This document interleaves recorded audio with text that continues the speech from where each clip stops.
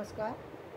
आज का motivational video है न्याय के लिए आवाज़ उठाना और न्याय लेना और न्याय देना दोनों ही अपने आप में एक बहुत बड़ी कला है। न्याय व्यक्ति ऐसे ही नहीं प्राप्त कर सकता। न्याय के लिए अपनी बातों को रखना आना भी बहुत ज़रूरी है, जो हर व्यक्ति नहीं कर सकता। जहाँ पर न्याय देने की बात आती है वहाँ पर भी बहुत ज़्यादा व्यक्ति को ईमानदारी की ज़रूरत होती है, जो व्यक्ति नहीं कर पाता, जो कि ये बहुत बड़ी आवश्यकता है। क्योंकि समाज के अंदर न्याय के लिए निश्चित रूप से आवाज़ उठती है। जो कमज़ोर व्यक्ति है वो कभी अपने न्याय के लिए अपनी आवाज़ बुलंद नहीं कर पाता, या कई बार कमज़ोर ना भी हो, उसको ये भय होता है अंदर से कि मेरी बात को कोई मानेगा नहीं, ये हमेशा रहता है। और दूसरी बात, सपोर्ट के लिए जो एक आवाज़ आनी चाहिए और जो प्रमाण की आवश्यकता होती है, वो प्रमाण हर व्यक्ति के पास नहीं है। तो न्याय मांगना, न्याय ले लेना, न्याय दे देना, ये सब अपने आप में एक बहुत बड़ी अनूठी बात है। देखिए, न्याय जब हम देखते हैं गीता में अर्जुन ने, जब कृष्ण ने अर्जुन को संदेश दिया तो उन्होंने अर्जुन से क्या कहा कि तुम यहाँ पर अपने, अर्जुन तो बैठ गए, अर्जुन तो इतनी लड़ाइयाँ लड़ चुके थे, सब कुछ कर चुके थे, लेकिन जब उनको अपने हक के लिए आवाज़ उठानी थी, यानी हक के लिए लड़ाई लड़नी थी, जहाँ उनके अपने सारे उनके विरोध में खड़े हैं और उनको अपने हक की आवाज़ उठानी है, लेकिन अर्जुन पीछे हट रहे थे। अर्जुन न्याय नहीं लेना चाहते थे क्योंकि उनको तकलीफ़ हो रही थी। किस बात की तकलीफ़ थी? अपने लोगों को मारने की, अपने लोगों को दुख पहुंचाने की तकलीफ़ थी। इस समय कृष्ण ने उन्हें जगाया और कहा, तुम उठो, हर व्यक्ति तो न्याय ले ही नहीं सकता, तुम इस समर्थवान हो कि तुम न्याय ले सकते हो। जो सामने तुम्हारे खड़े हैं और ये तुम्हारे अब मित्र नहीं है, जिन्होंने तुम्हारे ऊपर धनुष तान रखा है वो तुम्हारे मित्र नहीं है। तुम जिनको मित्र समझ करके जिनको छोड़ने की याचना कर रहे हो, जिनको छोड़ना चाहते हो, वो तुम्हारे कोई रिश्तेदार नहीं है, कोई मित्र नहीं है। वो कौन है? तो वो तो अब तुम्हारे विरोधी हैं, वो तुमसे लड़ने के लिए मैदान में उतर चुके हैं। अब तुम पीछे मत हटो, अब तुम लड़ो। तो अर्जुन के उस मोह को तोड़ने के लिए उन्होंने अपना जो है जो विशाल रूप दिखाया, सारी चीज़ें दिखाई। वही कृष्ण बातें कर रहे थे, जिस कृष्ण ने अपने लिए जो है वो रणछोड़ नाम रखवाया, युद्ध के मैदान को छोड़ करके भाग खड़े हुए। क्यों? क्योंकि वो युद्ध जो था वो युद्ध स्वार्थ के लिए लड़ा जा रहा था, वहाँ न्याय की बात नहीं थी, वहाँ व्यक्ति की अपने लिए लड़ाई थी। और अपने लिए जब लड़ाई में बहुत सारे लोगों का रक्तपात हो, उससे बेटर है कि व्यक्ति अपने आप को ही कमज़ोर साबित कर दे कि भाई मैं ही कमज़ोर हूँ, तुम सब समर्थमान हो। तो कृष्ण ने वही किया, वहाँ रणछोड़ नाम रखवाया। लेकिन यहाँ उन्होंने अर्जुन को कहा कि नहीं, तुम लड़ो क्योंकि तुम न्याय के लिए लड़ रहे हो। और इन लोगों को इनका चेहरा दिखाना ज़रूरी है, क्योंकि ये सारे अन्यायी हैं। अन्याय की पराकाष्ठा तो ये कि देखिए, मोह के कारण ही अंधे थे ना धृतराष्ट्र के। वो अपने पुत्र के प्रति किसी तरीके का कोई एक्शन नहीं लेना चाहते थे, चाहे भीष्म पितामह हो या कोई भी हो। वहाँ बैठे जितने भी सभा में बैठे हुए लोग थे, जब दुर्योधन ने द्रौपदी की साड़ी खींची, किसी ने आवाज़ नहीं करी। घर के अंदर ये अन्याय कितना बड़ा अन्याय था, बहुत बड़ा अन्याय था, और वो भी राज्यसभा के अंदर इतना बड़ा कुकृत्य हो रहा है और लोग उस पर आवाज़ नहीं उठा रहे हैं।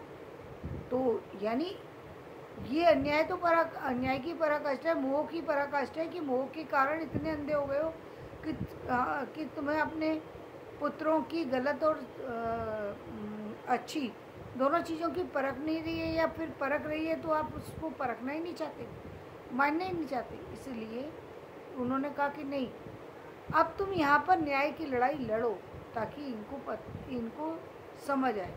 तो ये था एक एक्शन।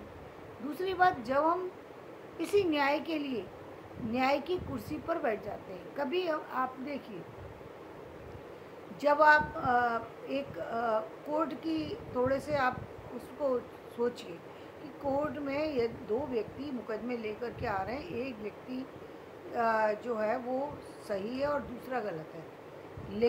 लेकिन बात ये है कि जो सही है उसके जो पक्ष का वकील है या उसके पास जो चीज़ें हैं वो जो एविडेंस है वो पूरे पर्याप्त नहीं है, जबकि जो दूसरी पार्टी का वकील है जो कि पूरी तरह गलत है, जो पूरी तरह गलत है, गलत चीज़ों के लिए लड़ने के लिए खड़ा है और उसके पास झूठे तथ्य हैं, लेकिन वो तथ्य इतने प्रमाणित कर सकता है कि आपकी सच्चाई जो है वो एक तरफ रखी रह जाए। वो सिर्फ 19 तथ्यों से लड़ रहा है। अब ये तो जज के ऊपर निर्भर करता है ना कि दोनों की चीज़ों के जज कोई ऐसे तो पहुंचा नहीं, वो उसने भी कभी सारी चीज़ों से वो गुजरा होगा, उन सारी चीज़ों से जो जिनसे आज वो वकील चल रहे हैं। और एक जज की कुर्सी पर बैठने वाला व्यक्ति पहले से ही चीज़ों को जज कर लेता है। वो तो सिर्फ एक कटघरे की, एक तरीके से एक कोर्ट की, एक कहेंगे कि कोर्ट का दिखावा कह सकते हैं, उसके लिए वो बैठता है वहाँ पर जज के लिए। वरना तो उसको ये बात का अनुभव हो जाता है व्यक्ति को देखते ही कौन सही है और कौन गलत है। ये मैं पूरे दावे से कह सकती हूँ, क्योंकि मेरे घर में कई सारे वकील थे और कई सारे जज रहे हैं और उन्होंने बताया इस चीज़ को कि कई बार ऐसा होता था कि व्यक्ति को हम न्याय देने जा रहे हैं और हमारी कलम रुक जाती थी और वो कहते थे कि नहीं, ये व्यक्ति दोषी है। और ऐसा कई बार हुआ और बाद में फिर हमने उनसे पूछा कि भाई, हम जब भी तुमको मना करना चाहते हैं कि तुम इसको बाइज्जत बरी किया जाए, तभी हमारी कलम रुक जाती है। तो बहुत सारी सी चीज़ें निकल कर के आई, तब उन्होंने अलग से कहा, तो फिर कई बार उनको फिर विपरीत एक्शन लेना पड़ा। लेकिन बात उनकी नहीं है, मूल बात ये है कि व्यक्ति जो न्याय की कुर्सी पर बैठा है वो न्याय करने वाला है या नहीं, उसको मालूम है ये चीज़, लेकिन वो चाहे तो वो उसके बाल में से, कहते हैं ना, बाल में से भी खाल निकाल लेता है व्यक्ति। तो वो वाली बात है कि यदि चाहे तो व्यक्ति निकाल सकता है, ना चाहे तो फिर वो जो इसके पक्ष में बात हो रही है होने देते हैं। और यही होता ही है कि जो गलत व्यक्ति हैं उनके पास ऐसे ऐसे प्रमाण लेकर के आ जाते हैं, ऐसी ऐसी चीज़ें लेकर के आ जाते हैं कि उन चीज़ों को सही साबित कर देते हैं और जो सही व्यक्ति उसको गलत साबित कर देते हैं। तो ये न्याय की कुर्सी पर बैठना और एक व्यक्ति के साथ सही होने पर अन्याय करना, ये पूरी तरह गलत है।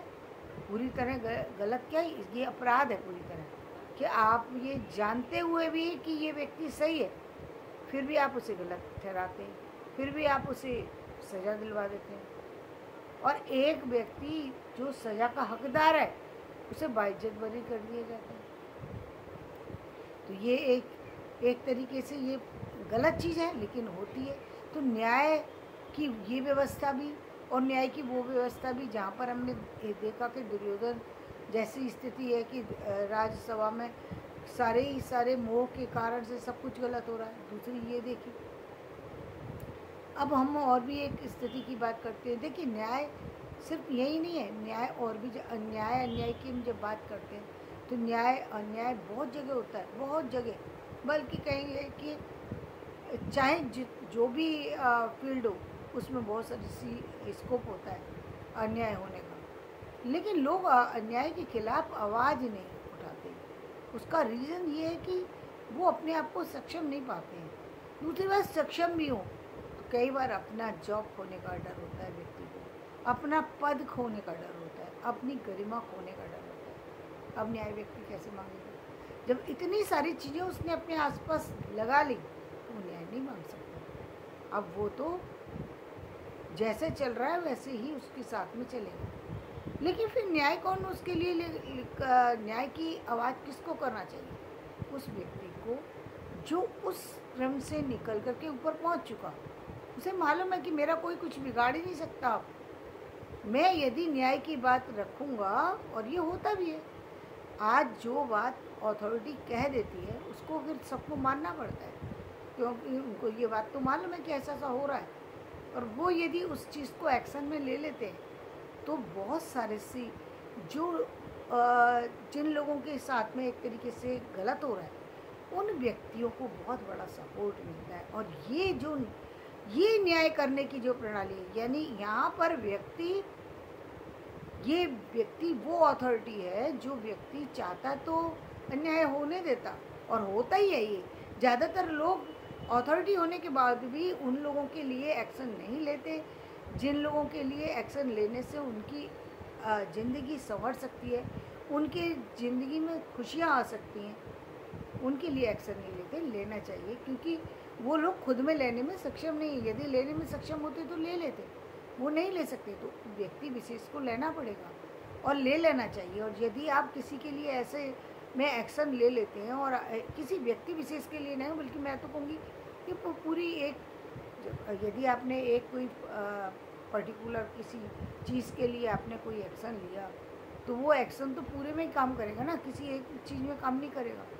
मगर बहुत सारे लोग जिनके साथ अन्याय होने से बच जाते हैं, तो उनके चाहे वो मुंह से बोले या ना बोले, कहते हैं ना, अच्छे की जो एनर्जी है, अच्छी चीज़ की फीलिंग, अच्छी चीज़ की एनर्जी, वो भी उस व्यक्ति तक अपने आप पहुंच जाया करती है, जिस व्यक्ति ने उस चीज़ के लिए एक्शन लिया था। जैसे अभी हम देखते हैं एक जो एक्शन की चीज़ हम देखते हैं, देखिए एक समय ऐसा था कि लोग बीच में ही पैसे जाते थे, लोग इधर उधर पैसे ले लेते थे, या फिर बहुत सारी चीज़ें हो जाया करती थी, बीच में से ही पैसा व्यक्ति विशेष तक नहीं पहुंच पाता था। आज जो यूपीआई का सिस्टम है और चीज़ों का सिस्टम है, उसके थ्रू एक तरीके से काफ़ी सारा यदि आपके पास सही डॉक्यूमेंट्स पहुंच रहे हैं, तो उसके अकॉर्डिंग सही ढंग से जो है एक तरीके से लेन देन की एक नई प्रक्रिया जो चली है, उसमें संभावना है कि ज़्यादातर अच्छा ही होगा। बहुत कम लोगों के साथ ही अन्याय होने की वो रहती। तो ये जो एक्शन लिया गया वो किसी विशेष व्यक्ति के द्वारा लिया गया ना, जिसको ये बात समझ में आ गई कि ये अन्याय हो रहा है। जो चीज़ हम व्यक्ति विशेष तक पहुंचाना चाह रहे हैं, वो व्यक्ति विशेष तक ना पहुंच करके इधर उधर बिखर जाती है। वो व्यक्ति जो नीडी था वो वैसी की वैसी नीड में रह जाता है, जो कि उसके लिए बहुत ही घातक सिद्ध होता है। बहुत बार हम जो देखते हैं, डॉक्टरी सपोर्ट होते हैं, और बहुत सारी चीज़ों के सपोर्ट हैं जो अभी हम देखते हैं। लगातार भूकंप आते हैं, और बहुत सारी सी आपदाएँ लोगों के पास आती हैं। लोगों को ज़रूरत होती है, लेकिन लोगों तक चीज़ें नहीं पहुंचती हैं, तो ये बहुत ज़रूरी है। और भी बहुत सारी चीज़ें हैं जिनके बारे में मैं डायरेक्ट में तो नहीं बोलूँगी, लेकिन मैं ये ज़रूर कहूँगी कि न्याय लेना और न्याय देना दोनों ही व्यक्ति को उसमें कदम बढ़ाना चाहिए।